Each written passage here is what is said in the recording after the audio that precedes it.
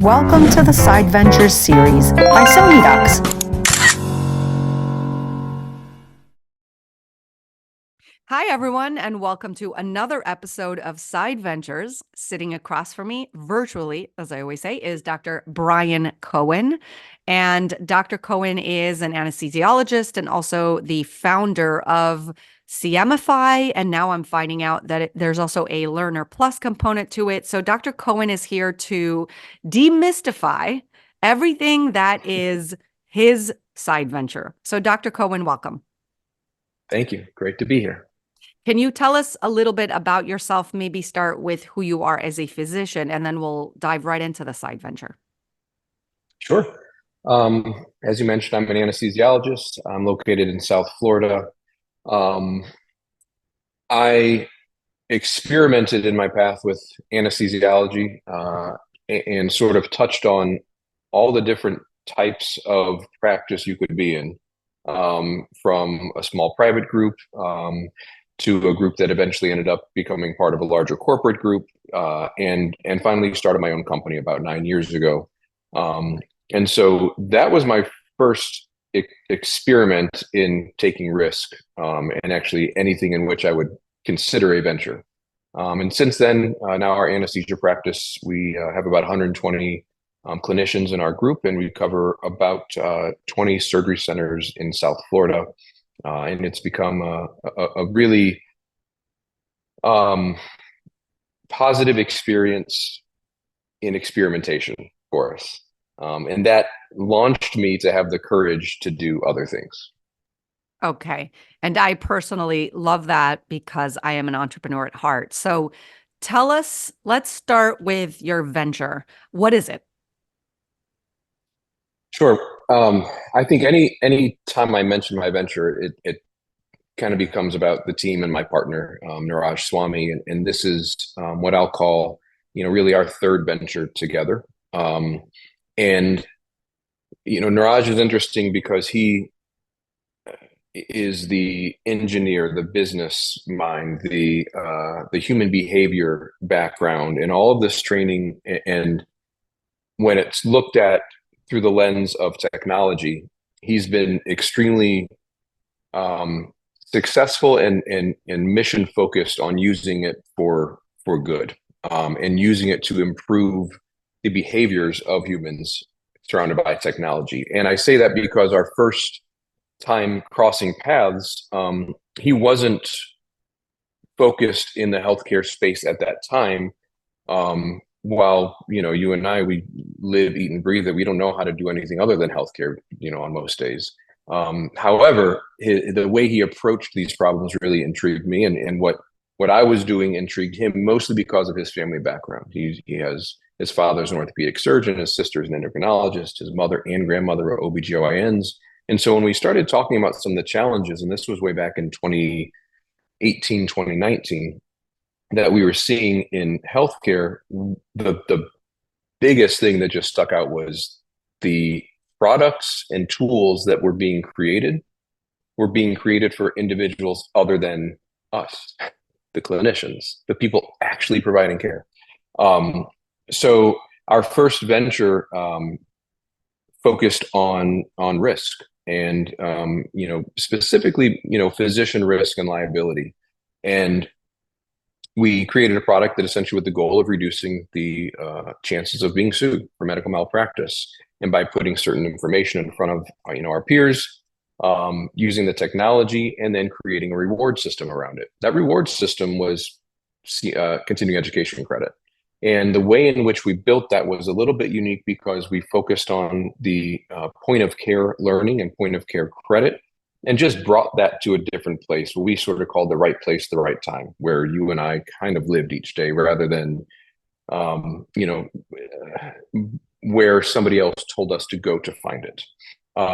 That concept of how we engaged and how we were able to earn these credits by learning things that were relevant and important to us sort of launched us down the path of these other ventures. CMEfy, which was extremely focused on voice leaders, on educators, on individuals who were creating sparks and had the courage to put their own voice and thoughts out there amongst our peer community and become hosts of CMify. What that meant is we gave them the power to provide continuing education opportunities for their peers in the network that listened to and learned from them, this peer-to-peer learning that was happening.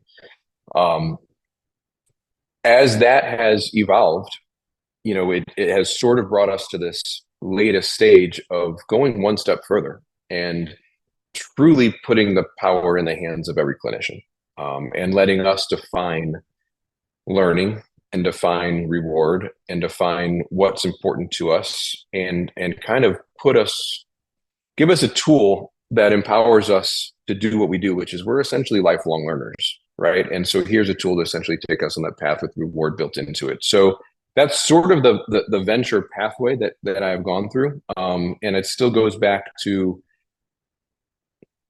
that very first step into risk taking, because I am not a risk taker. It's just so boring, Donna, and like type A and need to know that structure. But when I tiptoed around it with the anesthesia world, and found that the reward that sits on the other side when you can actually create something that has a positive impact for you and others, it was almost like, going to the casino and winning that first hand of blackjack. You just continue to keep wanting to do it more and more. And it becomes part of you. I can certainly identify with that. I think that creating resources for, especially for our colleagues, is so meaningful, because we struggle just like them. We've struggled in their, we've been in their shoes. And it feels really good to sort of create solutions for things that we know, we can define, right? I think that, correct me if I'm wrong, but I'm sure that partnering up with your co-founder means that he's bringing someone to the table that knows the pain points of doctors, because he's a doctor himself. So that said, what exactly, if I asked you for one sentence or two sentences that could define what CMify was, what would you describe it as? It's a platform that allows clinicians to be rewarded for the learning that they're doing. Now, in the doctor world, we usually refer to those as CME credits. Continuing medical education is what that acronym stands for. And so for the doctors that are listening that are going, why isn't he calling it CME? Can you go into just briefly into why you don't necessarily always call it CMEs? So, yeah, so what I'm going to do is I'll describe what Learner Plus is. I'll describe what the learning activity is. And so what we have built is an accredited learning activity built into a digital platform. And we'll get down and dirty with kind of the terminology around it. So in the traditional sense of the word, yes, when we as physicians and other clinicians are looking for their continuing education and these credits that kind of haunt us towards the end of each cycle, whether it's your state licensing or your specialty certification, these amounts of credits and types of credits that we're being asked to obtain are sort of defined by these organizations. Traditionally, if I was going to a lecture that was accredited for CME, what that means is the organizer of that lecture has created content in a structured manner and submitted that content to an approved continuing medical education accreditor, where they review it, determine whether or not it has the length and the content and the substance to be approved for that 1 credit hour, 2 credit hours, whatever that may be defined as. And again, what we are all used to is this type of credit being very time-based and being very content-based, right? So 1 hour is 1 credit. The AMA a number of years ago actually came back and defined and recognize the fact that, you know what, like learning can actually happen in different types of scenarios. So it recognized the fact that if I'm actually searching out a topic, there's value in that. There's not just value in that, but there's a defined amount of learning that is happening if I'm searching a topic because I'm researching it, I'm reading about it, I'm thinking about it, maybe I'm writing about it. And we're going to find that as a half a credit. That was called the Internet Search Point of Care credit. That is, if you go and search on up to date for a topic, you get a half a credit. That's why. That's what that credit is. Now, this is still an AMA PRA Category 1 credit, just like we all are being asked to obtain from standard lecture series and conferences, but it's defined in a different way because it's seeking out at the point of care. I actually love that. What we didn't love was the fact that it was stuck somewhere and we couldn't really obtain it as clinicians. We couldn't, unless we went to up to date in an EHR in our hospital system that paid thousands of dollars for us to get access to it. Okay, there we can find a credit. So we wanted to bring that out into the real life, into the real world where we are actually in the point of care. And that's really what we seek to do by creating an accredited activity built on that definition. So we built an accredited activity called reflective practice. Reflective practice was submitted with our joint provider for accreditation based on the information and the knowledge and the data that it can generate around reflective practice. Now, that is the learning activity. That is the learning activity that when you engage with and participate in, it will generate your credit. The cool thing about this is, as opposed to in the past when generating a credit required you filling out this form and putting a checkbox saying like, yeah, that was good, I'm going to use this someday, or maybe it's not relevant to me, and thank you for lunch and this and that, and here's my paper, here's my credit. Did you learn anything? Like nobody knows, and nobody really had the means to measure that learning. So what we have put and continue to refine as some of these stopgaps to keep the learning sort of hyper focused is the technology around the reflections, that actually the reflections being what generates your credit. So we don't care about a checkbox. You're not turning in a piece of paper to us. You're creating reflections, and those reflections essentially prove the learning and the meaningful connections you're making from that point of contact with the learning moment and the application to myself and my own practice. And that reflection, when created in that way and when it moves through our platform in the digital fashion in which we built it, that's what will generate the credit. Now, what is Learner Plus and CMFI, and what does that have to do with it? Those are simply the means of delivering the activity of reflective practice at the right place and the right time.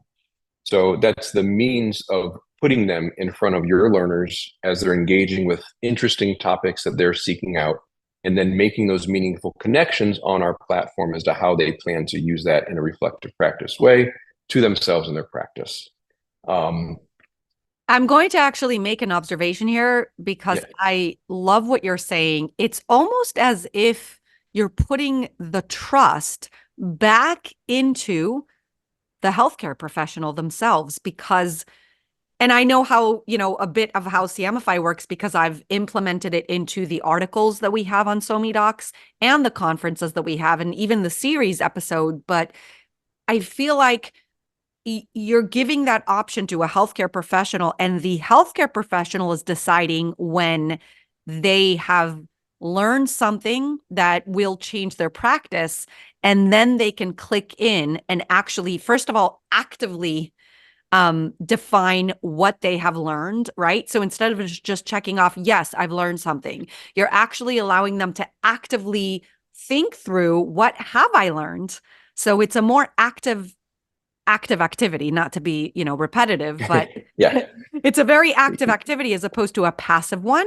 And I love, love, love that you are actually trusting the physician themselves or the healthcare professional themselves to say, yes, this content piece has made me learn something that's going to change my practice, rather than paying companies, paying outside sources that have to vet and have to look through and have to decide what works, what doesn't work.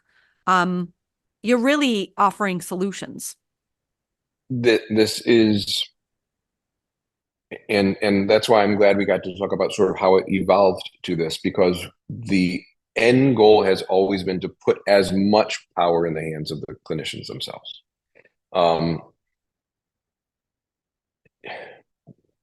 The way information has changed into how we interact with it, right? Education has changed into how we learn as on the ground physicians every day. It is like warp speed.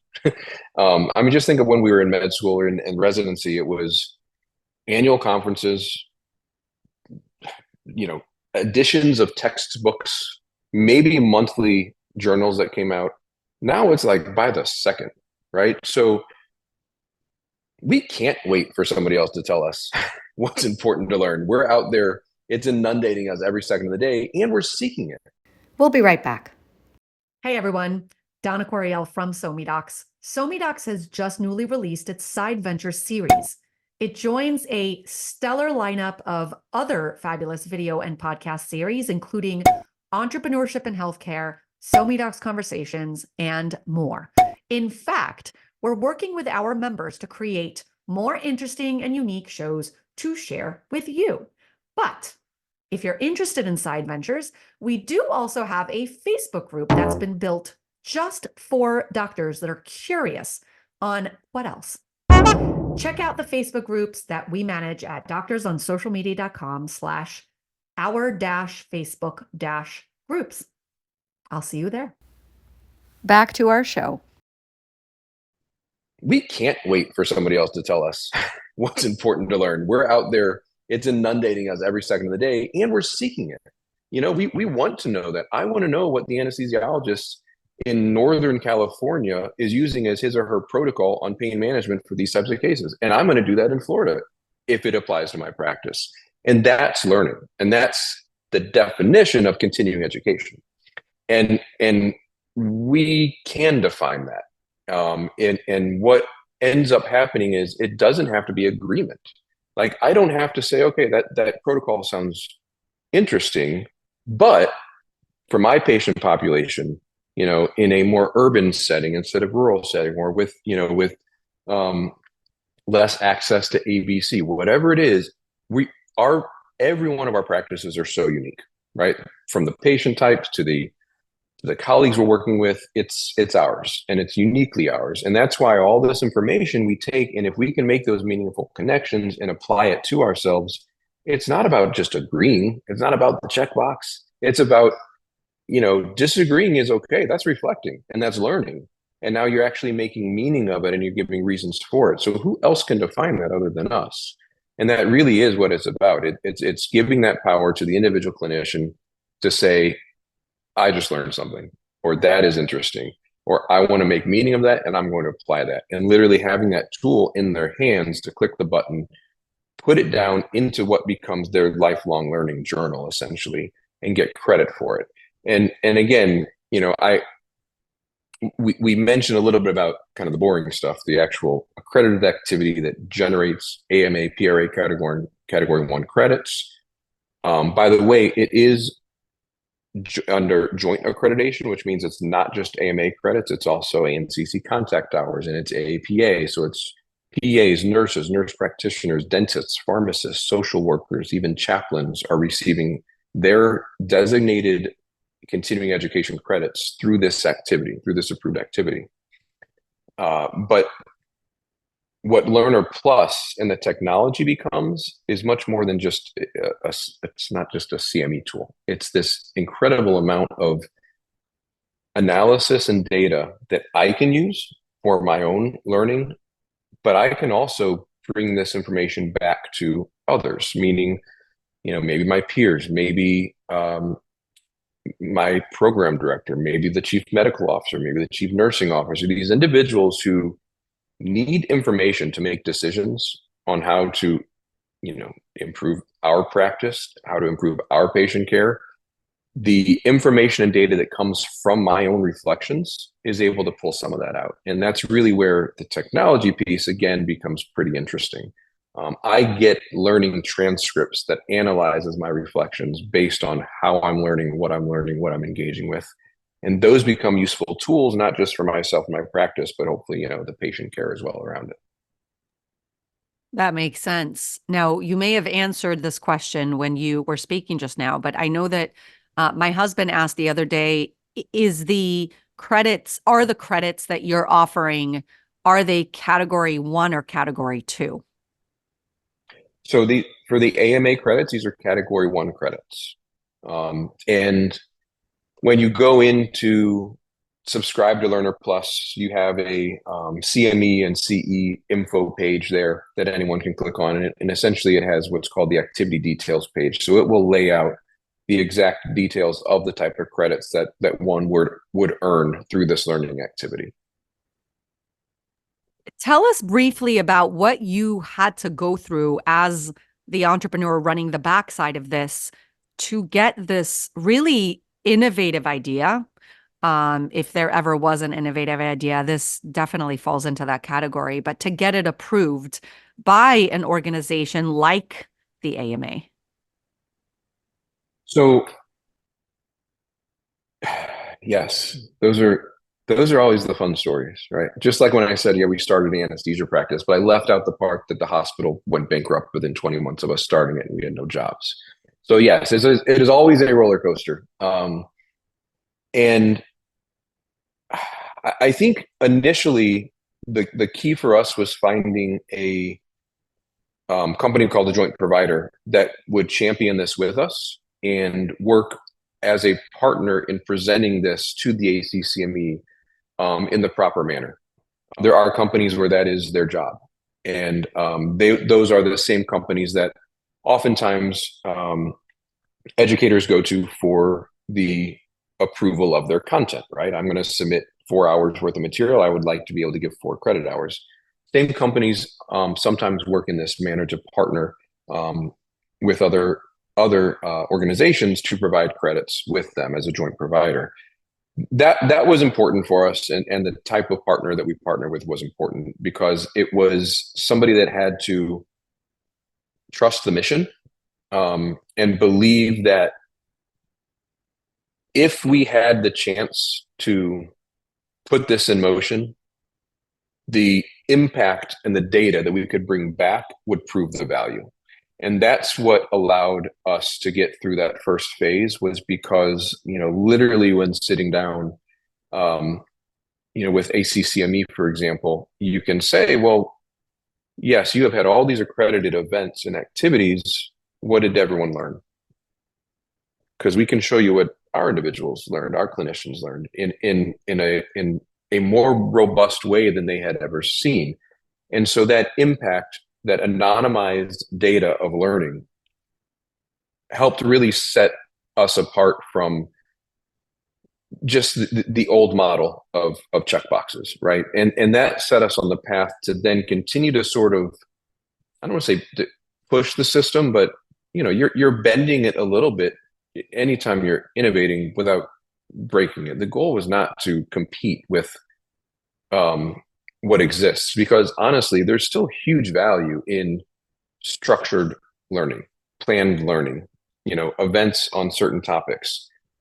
What we were more interested in, though, were all those moments in between, the unstructured, the impromptu, the in the moment conversations. And so what you end up seeing is this, beautiful dance of both. And that's really what we're more used to as physicians in our day-to-day kind of learning these days. And so as we evolved over the years in the multiple audit processes that are part of the standard, evaluations and stuff, and then moving towards the joint accreditation, which I think was really enormous in a sense where now, whereas we as physicians actually had access to these AMA point of care credits, whether it be through other products or not, nursing credits and dental credits and pharmacy credits didn't. And this opened the door to a whole other way of reflective learning for them that showed if they could prove the value of their learning, they will get the credits that they otherwise didn't have access to. So during the whole process and convincing and of the power of this to the accrediting bodies, that was probably one of the most rewarding moments, was be able to share it with people just outside the AMA PRA Category 1 world that had previously been able to experience similar things. And this continues to be, a process that evolves every year with these types of bodies.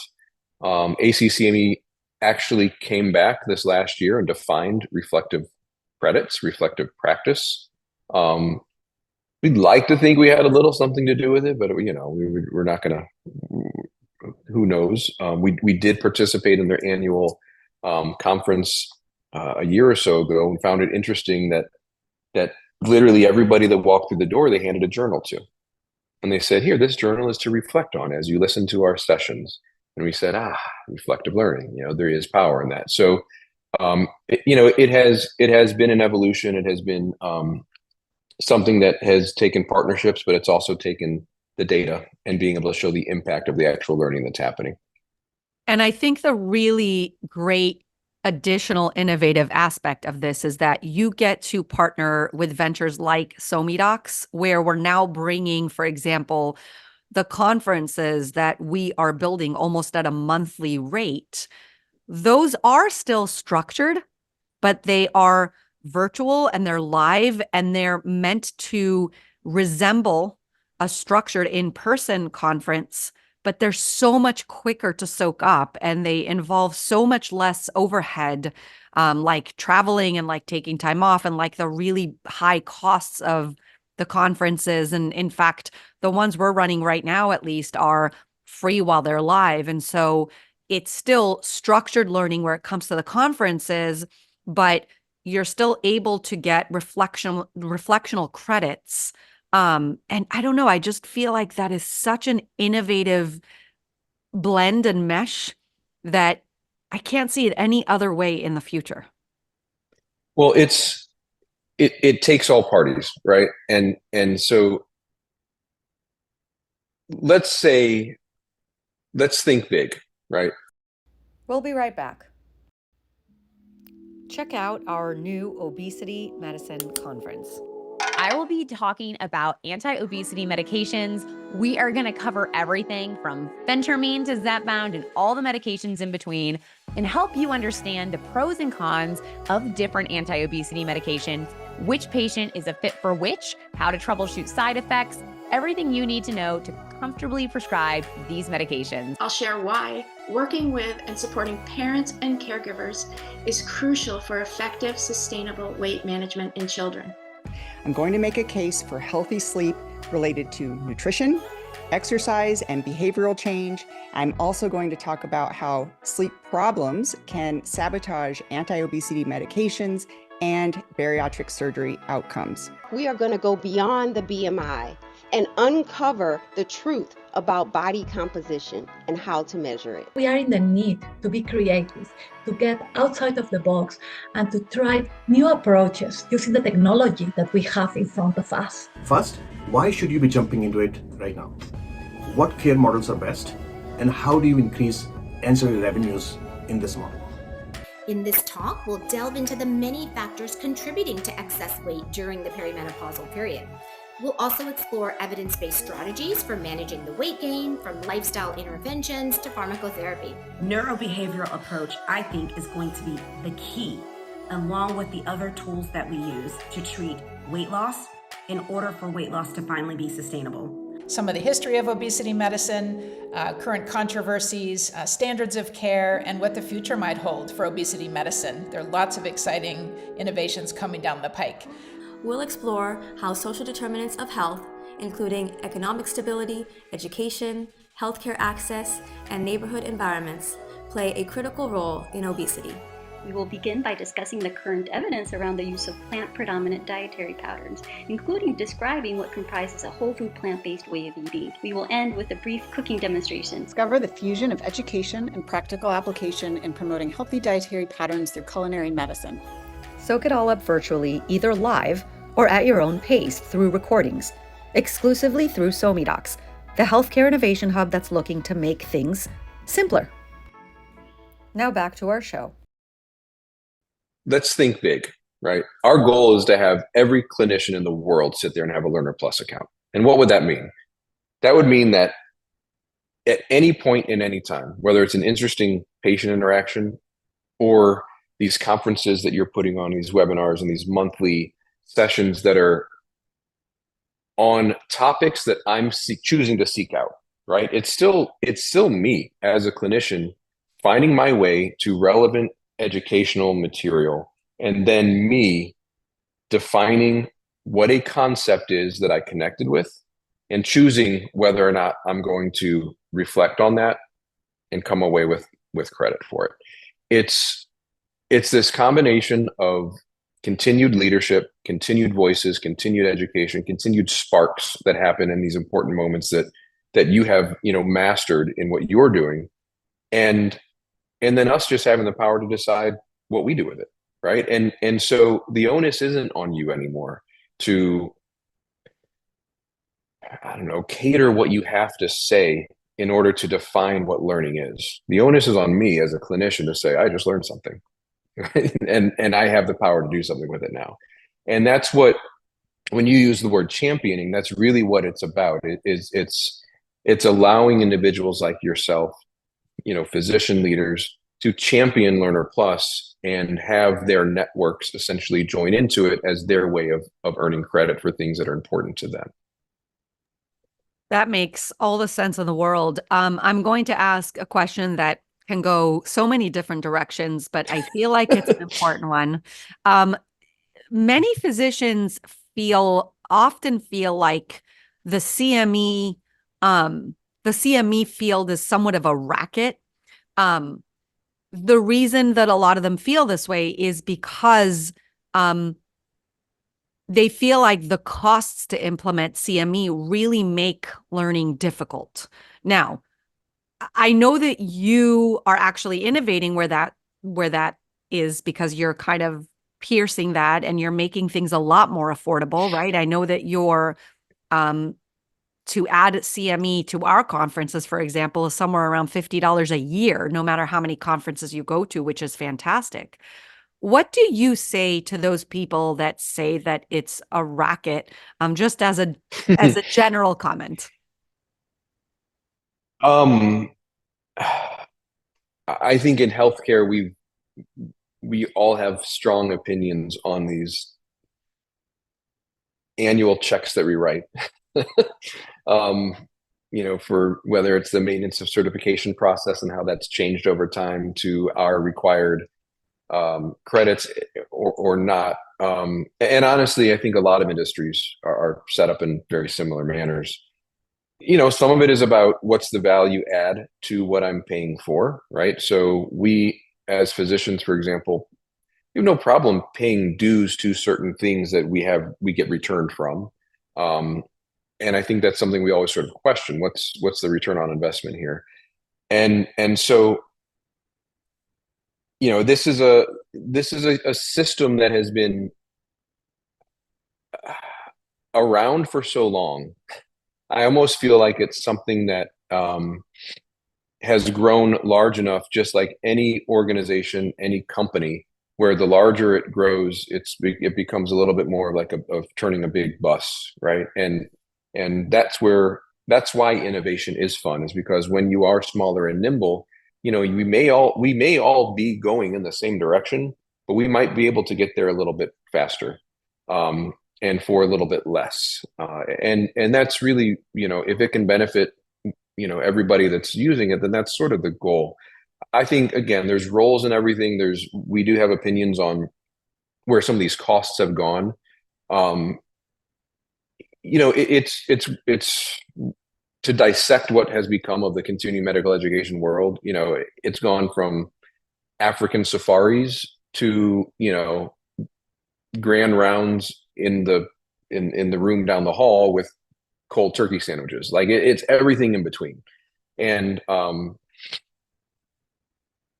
the other complicating factor that usually is thrown in that, sometimes we do, sometimes we don't kind of mention this, are these CME funds we've been awarded from some of our employers, right? So here's your salary, congratulations, here's your PTO, and here's this magical fund of CME money, or you can use it, and you maybe have this amount of days to use it in, and maybe you can buy a computer, maybe you can not, maybe we won't allow that, maybe you can go to this course but not that course. Everybody's department of deciding how they can utilize those funds is very different. So, one of the tools we've tried to help build to work around that and to incorporate into the definition of learning as it applies to continuing education is we built a free tool called, My Learning Expense Report. So when you're in Learner Plus, you click on a button, you can essentially upload your learning transcripts, your CME certificates, receipts around the courses that you may have attended, where you now are able to build your story around the learning impact that occurred at that event along with the cost. And we package that up in an email with you and present it to your department for reimbursement opportunities. It's just a matter of what are we defining as learning, and we know what we can define as learning, and if we can help our peers sort of present that up for and utilize the fees that are there for them to use for that, for that specifically, that's there for them. A lot of the cost, I think, has come along with that side of things. It's the experience around it, and it's where is it going. This, again, there's some people love that. Some people are like, you can give me all the CME in the world, I want to go to the Bahamas for 3 days, and I'm going to go there and go to one conference, and great. And fine, you can do that. You can also take Learner Plus along with you and get more credits if you want, if you're actually learning. But again, this allows for you to define what you want to do. Again, it's just about putting that power back in the clinician's hand. There's so much there to think about and dissect. And what I really appreciate as an entrepreneur is just how forward thinking you are, and the company obviously is, whoever's involved there, the advisors. I mean, constantly putting the pain points first and then really, really thinking through solutions that both bring forward new ideas, but also respect the old ideas and sort of still incorporate them in. I mean, referring back to what you mentioned, that you don't want to necessarily do away with structural in-person events, and those are still really beneficial. So I like that. It's really respecting the old, but coming up with new as well.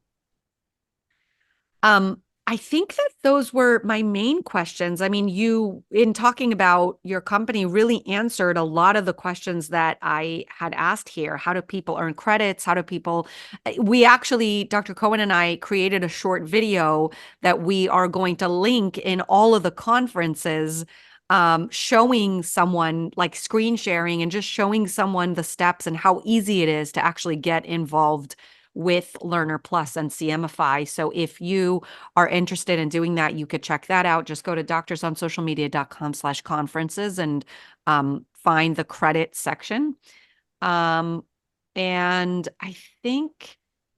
guess the last question I'm going to ask before we leave, just because this is rounding out to be a long episode, is, have you as a founder made any mistakes that you can pay forward and make sure that you share with us so that we don't make those mistakes? Yes, I have made lots of mistakes. Wow. How do I choose just one? So many. I think part of it goes back to what we already sort of talked about. And it's something that I've really appreciated in the tech world that I think we need more of in the strictly healthcare world, and that's kind of collaboration. I think we're getting better at it in the healthcare world. We are working together more and more, and I think that's why we were encouraged to actually launch something in which we learned together from. But in the tech space of just the mindset of, we can all create tools that can complement each other. without competing with each other. And again, that goes back to what you were kind of saying, the old school ACCME type of credits versus a newer approach. And that's been really important for us because this was never about breaking a system, right? This was about just purely listening to our peers and finding a solution that everybody was sort of asking for but didn't know it yet. And that's been something that we've learned, that it's a much smoother path. It's a much you can sleep better at night. The more you collaborate and the more you sort of work towards that common goal, I think we all get there faster and we're better for it. And that's something I think can be applied over in the healthcare side as well. I definitely appreciate that from a personal perspective. I'll leave it at that. So Dr. Cohen, thank you so much for joining us on this episode of Side Ventures. If you've been listening to this episode and you've enjoyed it, learned something new, go ahead and share it on social media. Maybe let your audience know what it is that you've learned. You can certainly tag Dr. Cohen, you could tag SoMeDocs, you can tag me, and we will probably weigh in and tune in for our next episode. Thanks so much. Thank you. Thanks so much for listening.